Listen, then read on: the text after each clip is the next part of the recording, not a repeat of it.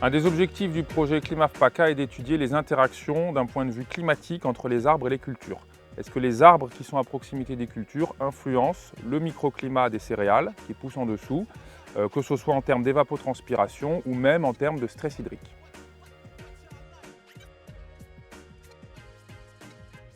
Donc nous sommes ici dans une des parcelles d'études du projet CLIMAF où on regarde l'impact de la haie qui est juste derrière moi sur le microclimat des céréales à différentes distances. On a 5 parcelles comme ça dans le projet avec différentes configurations de haies en termes de hauteur, d'orientation et de porosité.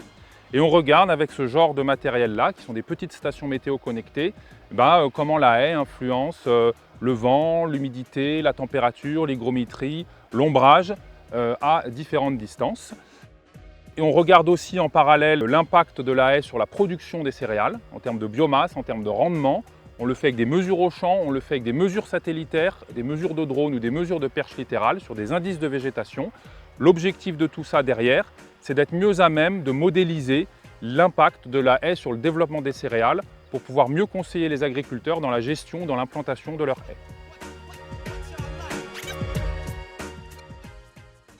Sur la parcelle sur laquelle j'avais décidé de planter, c'était pour un peu briser cette grande plaine céréalière qui était vraiment sans arbres, nue. L'idée aussi c'était de couper, d'avoir des coupes-vents sur cette plaine ouverte.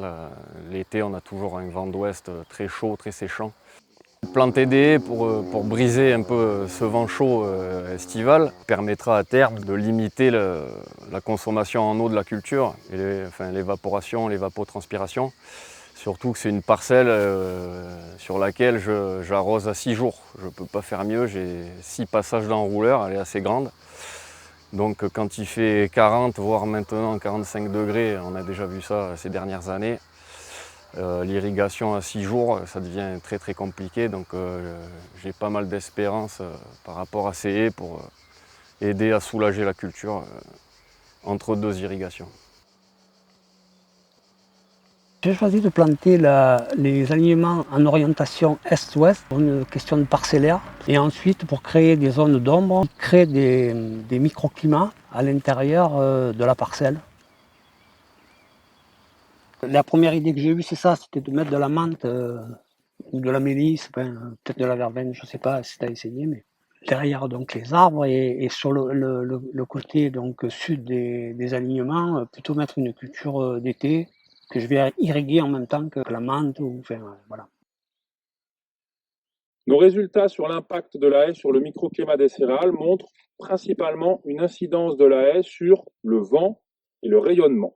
Sur le vent, on a vu des effets jusqu'à 7 fois la distance de la haie.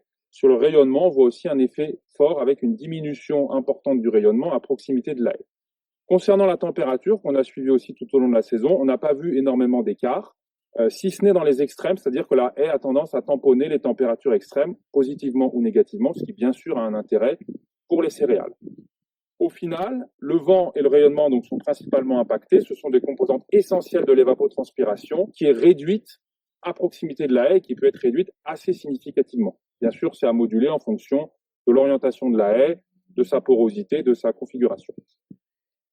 Par contre, ce qu'on voit, c'est que cet effet d'amélioration de l'évapotranspiration potentielle est assez fortement contrebalancé par ce qui peut se passer au niveau du sol en termes de concurrence hydrique entre la haie et les cultures.